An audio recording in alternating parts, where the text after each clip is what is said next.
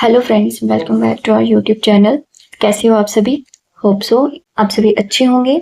So today we are going to discuss English question answers which are very important for SSC exams and other state exams, right. So आप video को pause करके अपने answers को mark कर सकते हैं और लास्ट में आप अपना स्कोर जरूर कमेंट कीजिएगा। ओके, तो चलिए बढ़ते हैं वीडियो में आगे। फर्स्ट क्वेश्चन है, choose the correctly spelled word. Right, अब यहाँ पे आपको वर्ड दे रखा है गारंटी। राइट, आपको इसका करेक्ट स्पेलिंग बताना है। तो यहाँ पे जो रूल है इसका वो क्या है, इसमें आपको पहले तो GUA इकट्ठा दिखेगा और लास्ट में आपको डबल दिखेगा गारंटी की स्पेलिंग में। ठीक है, डबल सभी में है, इसमें GUA इकट्ठा नहीं है, ये भी नहीं है, यहाँ पे भी GUA इकट्ठा नहीं है, ये भी नहीं है, और अब फर्स्ट वाला और C वाला रह गया है।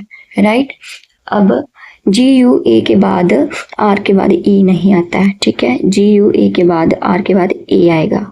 गॉट इट, तो ये भी नहीं आएगा। सो करेक्ट स्पेलिंग है GUARANTEE। Right, option number C is the correct answer. और गारंटी का मतलब होता है कि किसी को ट्रस्ट दिलवाना। राइट, किसी को प्रॉमिस करना कि ये चीज हो जाएगी, किसी को आश्वासन देना, उसको बोलते हैं गारंटी। राइट, नेक्स्ट देखिए, नेक्स्ट क्वेश्चन क्या है, choose the correctly spelled word. Acquaintance. अब यहाँ पे क्या है, एक्वेंटेंस का मतलब होता है कि आप अगर किसी पर्सन को जानते हो, है ना, लेकिन उसको आप पर्सनली नहीं जानते हो, मतलब ऐसे जान पहचान होना, बट कोई क्लोज रिलेशनशिप नहीं रहता उसमें। ओके, सिर्फ जान पहचान दूर दूर से ही। राइट, उसको बोलते हैं एक्वेंटेंस। और एक्वेंटेंस का स्पेलिंग आपने हाफ हाफ करके लर्न करना है। पहले तो आएगा AC, ठीक है, फिर आएगा क्वेंट, QUAINT, और एंड में आएगा ANCE। राइट, ऐसे आप इसका जो स्पेलिंग है लर्न करना है। राइट, सो एक्वेंटेंस का सही स्पेलिंग है ACQUAINTANCE, which is option number A. So option number A is the correct answer. Next है question number 3rd। Next word आपको दे रखा है निमोनिया। राइट, अब निमोनिया में क्या रहता है, इसमें आपको P दे रखा होता है पहले, बट वो साइलेंट होता है। राइट, तो निमोनिया का जो फर्स्ट वाला है वो तो रॉन्ग है, ये इसका स्पेलिंग नहीं है। निमोनिया का करेक्ट स्पेलिंग होता है PNE, आगे आएगा U, फिर आएगा MO, देन आएगा NIA। राइट, इस तरह से आपको स्पेलिंग को ब्रेक करके याद रखना है। Got it. सो निमोनिया का सही स्पेलिंग हो गया PNEUMONIA, which is the option number 2nd। So option number B is the correct answer. Pneumonia basically एक लंग्स की इन्फेक्शन होती है जो कि बैक्टीरिया या वायरस वगैरह से होती है। राइट, आगे देखिए, हाँ, it is high time you dash for the examination. अब यहाँ पे भी आपको हाई टाइम दिख जाए ना, तो इसका मतलब होता है कि समय आ गया है। Okay, it is the high time का मतलब है कि अब समय आ गया है। It is high time you dash for the examination, मतलब कि आप अपने एग्जामिनेशन के लिए तैयारी करोगे। Right, but it is high time के बाद हमेशा हम पास्ट टेंस का यूज करते हैं। ठीक है, अब यहाँ पे विल प्रिपेयर नहीं आएगा, फ्यूचर वाला भी नहीं आएगा, कंटिन्यूस वाला भी नहीं आएगा, प्रेजेंट वाला भी नहीं आएगा, कौन सा आएगा, पास्ट आएगा। Right, it is high time you prepare for the examination. Right, next देखिए, नेक्स्ट है आई एम लेट डैश, और आगे आपको क्वेश्चन टैग दिख रहा है ना, साथ में ये आपको बता भी रहा है और साथ में क्वेश्चन भी पूछ रहा है। ये बोल रहा है कि मैं देर से आया हूं, है ना, और कंफर्म भी कर रहा है। राइट, पहले तो बता भी रहा है कि मैं देर से आया हूं और बाद में कंफर्म भी कर रहा है कि है ना मैं देर से आया हूँ, राइट। अब यहाँ पे इसका जो नेगेटिव होता है ना आई एम लेट, इसका नेगेटिव एम नॉट आई नहीं होता है, इसका नेगेटिव हमेशा आर नॉट आई होता है। Okay, so option number B is the correct answer, am I late or not I. So this is the correct grammatical sentence, right. उसके बाद है let us go for walk, question number 6 है let us go for a walk dash, उसके बाद question mark दिया है ना। तो यहाँ पे भी वो पहले उसको सुजेस्ट कर रहा है कि चलो हम घूमने चलते हैं, फिर उसके बाद उनको क्वेश्चन पूछ रहा है कि आप क्या कहते हो, है ना। तो जब पहले सजेशन दे रहा होता है लेट से, है ना, और बाद में क्वेश्चन पूछ रहा है, मतलब कंफर्म कर रहा है, तो वहां पे हम शैल बी का यूज करते हैं। Okay, late us go for a walk shall be. Okay, मतलब चलो घूमने चलते हैं, क्या कहती हो। तो यहाँ पे आपको लेट दिख जाए ना, उसके बाद अगर क्वेश्चन मार्क आ रहा है तो वहां पे आप शैल बी यूज करेंगे, राइट। उसके बाद he is good dash mathematics. अब यहाँ पे ना किसी की स्किल की बात हो रही है ना, चाहे वो सिंगिंग है, चाहे वो डांसिंग है, चाहे वो उसका कोई भी सब्जेक्ट है जिसमें वो एक्सपर्ट है। यहाँ पे किसी की स्किल की बात हो रही है, जहां पर भी स्किल की बात हो रही हो ना, तो वहां पे हम एट का यूज करते हैं, right. He is good at mathematics. Okay, आगे देखिए नेक्स्ट क्वेश्चन क्या है। She has been suffering from malaria dash Monday। अब यहाँ पे मंडे दे रखा है ना, मतलब ये एक फिक्स्ड टाइम है, मंडे हो गया, ट्यूसडे हो गया, यस्टरडे हो गया, ये सारे फिक्स्ड टाइम बता रहे हैं ना। फिक्स्ड टाइम के लिए हम हमेशा सिंस का यूज करते हैं, राइट। फॉर हम वहाँ यूज करते हैं, यहाँ पे टाइम पीरियड दे रखा हो जैसे 2 days 2 years, वहाँ पे हम फॉर वगैरह का यूज करते हैं, लेकिन जहाँ पे हमें फिक्स टाइम दे रखा है वहाँ हम सिंस का यूज करेंगे। So option number C is the correct answer. आगे देखिए, आगे है my brother is dash European. अब यहाँ पे आपको ई लगा हुआ दिख रहा है, मतलब वॉवल है ये, है ना, लेकिन यहाँ पे साउंड तो वॉवल की नहीं है, साउंड यहाँ पे कॉन्सोनेंट की है। तो हम आर्टिकल्स का यूज हमेशा साउंड देख के करते हैं, ना कि हम उसके लेटर को देख के करते हैं, राइट। तो यूरोपियन आ रहा है, साउंड हमें कॉन्सोनेंट की दिख रही है, तो यहाँ पे ए यूज होगा, right. My brother is a European, got it. उसके बाद देखिए the teacher as well as the students dash present in the class. अब यहाँ पे एज वेल एज यूज हो रहा है, यहाँ पे आपको एज वेल एज दिख जाए ना, वहां पे हम फर्स्ट वाले नाउन को कंसीडर करते हैं, राइट। यहाँ पे एज वेल एज के पहले वाला नाउन क्या है, टीचर है, राइट। टीचर सिंगुलर है, तो इसके लिए हम सिंगुलर वर्ब का यूज करेंगे। है भी प्लूरल है, वर्ब भी प्लूरल है, आर भी प्लूरल है, तो सिंगुलर वर्ब है is, so we use is here. Okay, the teacher as well as the students is present in the class. आगे देखिए अगला क्या है, neither the principal nor the teachers dash coming.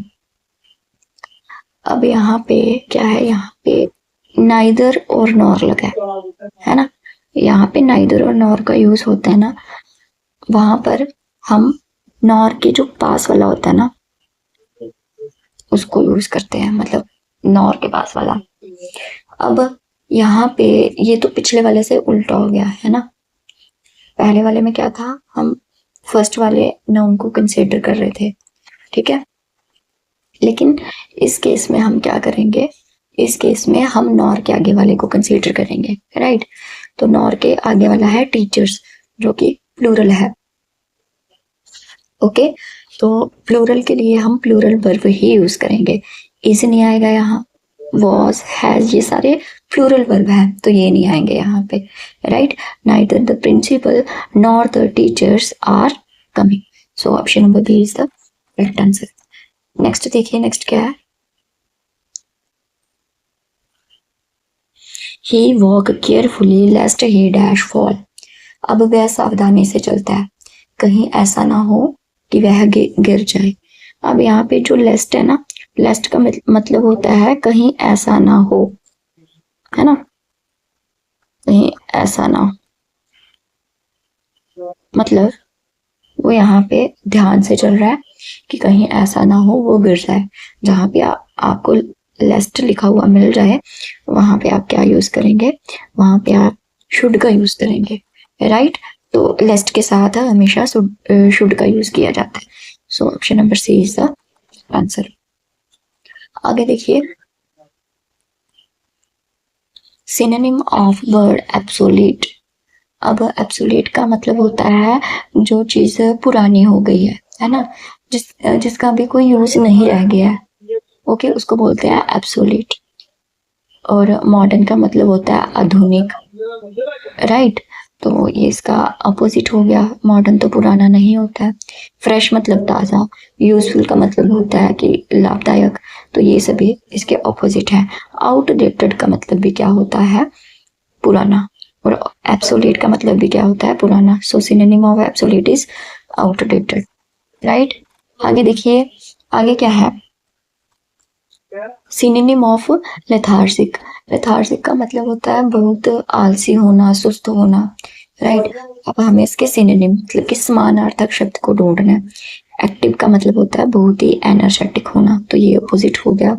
Smart का मतलब है बहुत होशियार होना, राइट। होशियार भी इसका अपोजिट हो गया। क्विक का मतलब होता है बहुत तेज, तो ये भी इसके सेम मीनिंग्स नहीं आ रहा है इसका भी, राइट। उसके बाद है लेजी, ऑप्शन बी। तो लेथार्जिक का मतलब भी आलसी होता है, लेजी का मतलब भी आलसी होता है। So option number B is the correct answer of question number 14। आगे उसके बाद देखिए, क्वेश्चन नंबर 15 है एंटोनिम ऑफ वेट, एंटोनिम मतलब ऑपोजिट वर्ड्स। अब antonym of teammate, antonym of teammate मतलब हमें ऑपोजिट बताना है टीमेट का। टीमेट का मतलब होता है कि जो डरपोक होता है, शर्मीला होता है, राइट। और कॉवर्ड का मतलब होता है जो कायर होता है। तो कायर और शर्मीला, यहाँ पे कुछ इसका रिलेशन नहीं बनना, कॉम्बिनेशन कुछ बन नहीं रहा है, तो कॉवर्ड तो नहीं आएगा। उसके बाद वीक होता है कमजोर, ये भी नहीं आएगा।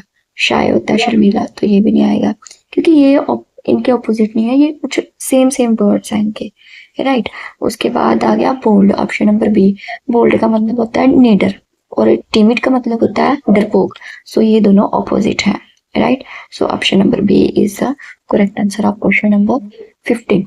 उसके बाद देखो, नेक्स्ट है एंटोनिम ऑफ अबंडेंट। अब एंटोनिम का मतलब होता है कि सफिशिएंट चीज, मतलब कि जो चीज है वो बहुत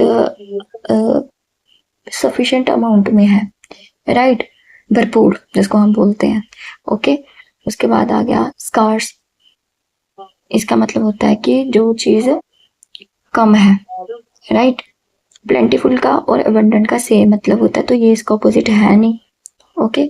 रिच का मतलब भी अमीर या फिर कोई किसी चीज के लिए मतलब प्लेंटीफुल होना, मतलब किसी चीज की कोई कमी ना होना, उसको भी बोलते हैं रिच। तो उसके बाद है हैवी, इसका मतलब है भारी। तो स्कार्स का मतलब है कमी होना और अबंडेंट का मतलब है सफिशिएंट होना, तो दोनों एक दूसरे के क्या है, ऑपोजिट है। So option number B is the correct answer. आगे देखिए, नेक्स्ट क्या है, meaning of the item to bury the hatchet. मतलब कि hatchet, to bury the hatchet मतलब कुल्हाड़ी को दफना देना, है ना। इस आइटम का मतलब है कि जो पुराने झगड़े है ना उसको भूल जाना, ओके। और आपस में सलाह कर लेना। टू प्लांट ए ट्री, ये इसका मतलब नहीं है। टू डिग द ग्राउंड, ये भी मतलब नहीं है।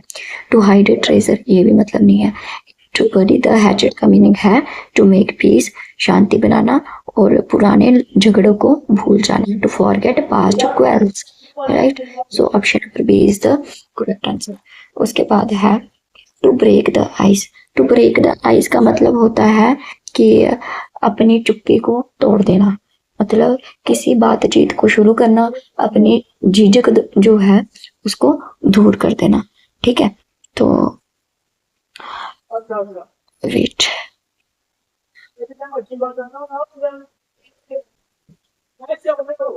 हाँ।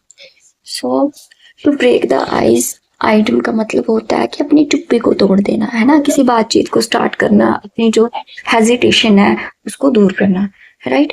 तो इसका मीनिंग है टू स्टार्ट कन्वर्सेशन, किस बातचीत को स्टार्ट करना, right. Option number A is the correct answer. तो टू ब्रेक ए ग्लास, कांच को तोड़ना, ये भी नहीं। टू फाइट विद समवन, किसी के साथ लड़ना, ये भी नहीं आएगा। टू फील कोल्ड, ठंडा फील करना, तो ये भी नहीं आएगा, राइट। नेक्स्ट देखिए, नेक्स्ट क्या है, नेक्स्ट है a piece of cake. A piece of cake का मतलब होता है कि बहुत आसान काम होना, है ना। तो इसके ऑप्शंस में आपको दिख रहा है अ टेस्टी डिश, ये भी नहीं आएगा। अ डिफिकल्ट जॉब, मतलब मुश्किल जॉब होना, ये अपोजिट हो गया। अ स्वीट फ्रूट, एक मीठा फल, ये भी नहीं होगा। तो इसका करेक्ट मीनिंग है कि बहुत आसान काम होना, a very easy task, right. उसके बाद देखिए नेक्स्ट है a person who hates women, one word substitution. मतलब आपको सेंटेंस दे रखा है, आपने बताना कौन सा जो वर्ड है वो इस सेंटेंस को वेरीफाई कर रहा है ना। तो ऐसा पर्सन जो औरतों से नफरत करता है, तो उसको क्या बोला जाता है। फर्स्ट ऑप्शन दे रखा है फिलेंथ्रोपिस्ट। फिलेंथ्रोपिस्ट होता है कि ऐसा कोई परोपकारी व्यक्ति, ठीक है, जो कि मानवता से बड़ा प्यार करता है, उसको बोलते हैं फिलेंथ्रोपिस्ट। उसके बाद है मीजोगाइनिस्ट, और ये जो वर्ड है ना गाइनिस्ट, the word gyne is related to female, ठीक है, ये वर्ड जो है ये फीमेल के रिलेटेड है, राइट। तो मीजोगाइनिस्ट हो गया ऐसा पर्सन जो फीमेल से नफरत करता है, महिलाओं से नफरत करता है। So option number B is the correct answer. Misanthrope का मतलब होता है जो पर्सन मानवता से नफरत करता है, तो ये नहीं आएगा क्योंकि मानवता में होल आ गया ना, पूरा ही मेल फीमेल सारे ही आ गए। फेमिनिस्ट होता है जो पर्सन ना फीमेल्स की हेल्प करता है for their rights, okay, females को सपोर्ट करने वाला, उसको बोलते हैं फेमिनिस्ट, ओके। नेक्स्ट देखिए a place where words are kept. ऐसा प्लेस है यहाँ पे वर्ड्स को रखा जाता है, ठीक है। एक्वेरियम, अब यहाँ पे हम फिशेस को रखते हैं। यू में हम एनिमल्स को रखते हैं, सभी एनिमल्स आ जाएंगे, राइट। उसके बाद है एवरी। एवरी ऐसा प्लेस होता है, यहाँ पे किसको रखा जाता है, वर्ड्स को रखा जाता है। So option number C is the correct answer. तो एपायरी होता है यहाँ पे हम हनी बीज को रखते हैं, गॉट इट। तो ऑप्शन डी भी नहीं आएगा। Option number C is the correct answer of question number 21। आगे देखिए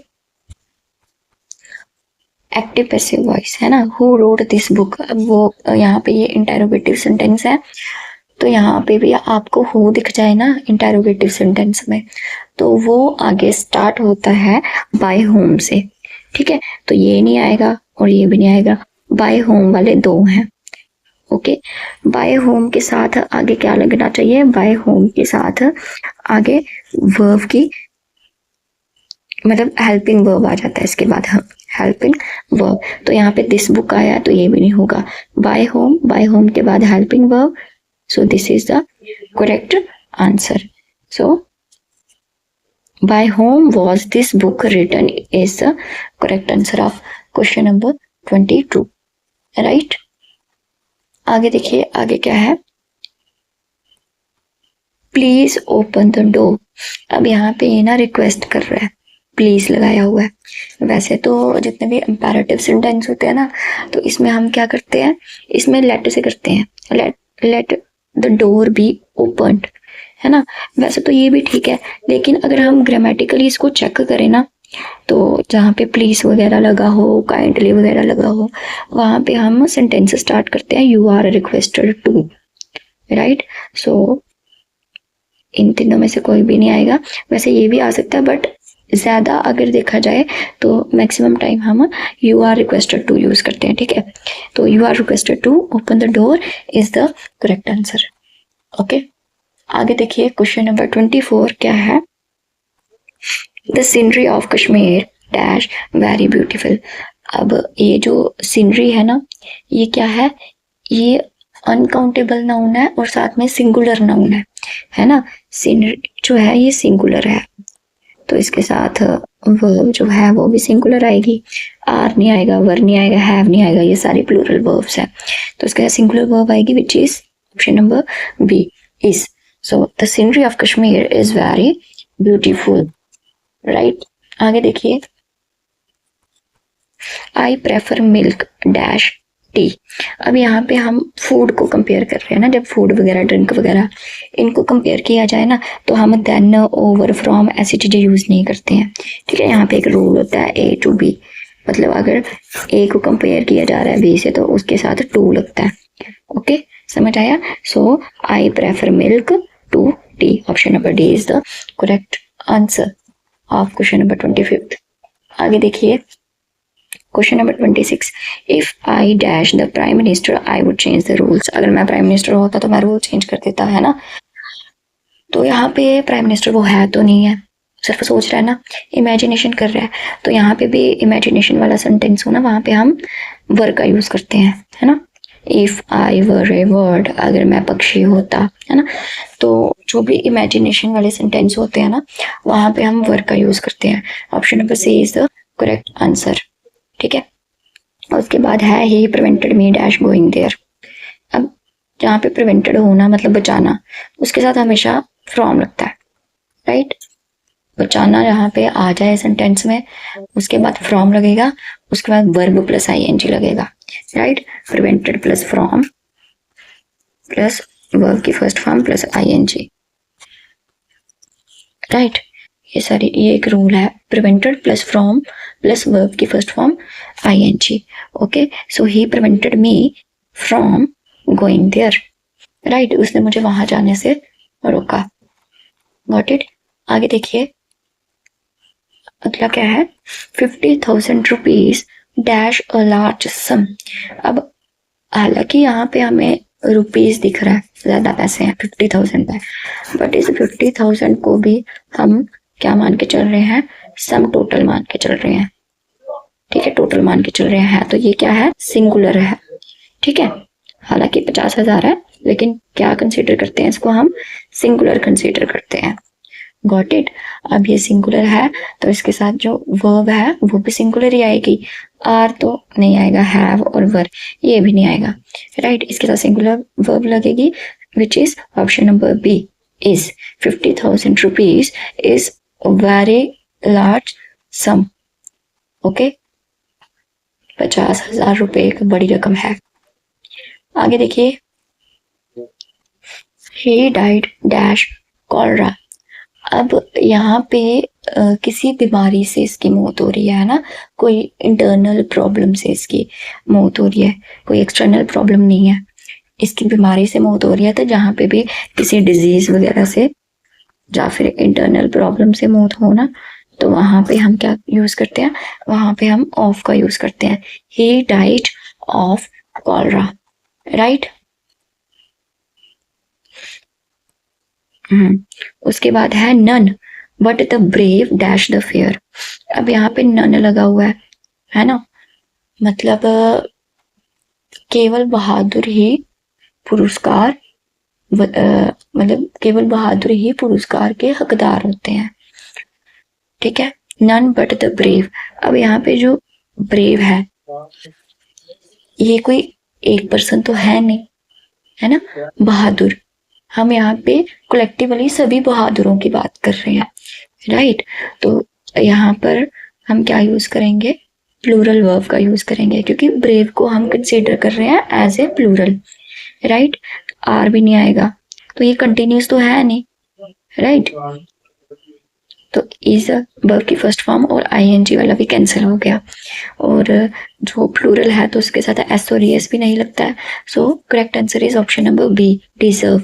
none but the brave deserve the fair, right. So this are the questions. ये थे आज की क्लास। होप सो आपको क्लास अच्छी लगी होगी। आप इस क्लास को लाइक करें और अपने फ्रेंड्स के साथ जरूर शेयर करेंगे। Okay, thank you. चलिए मिलते हैं नेक्स्ट वीडियो में। Bye bye, take care.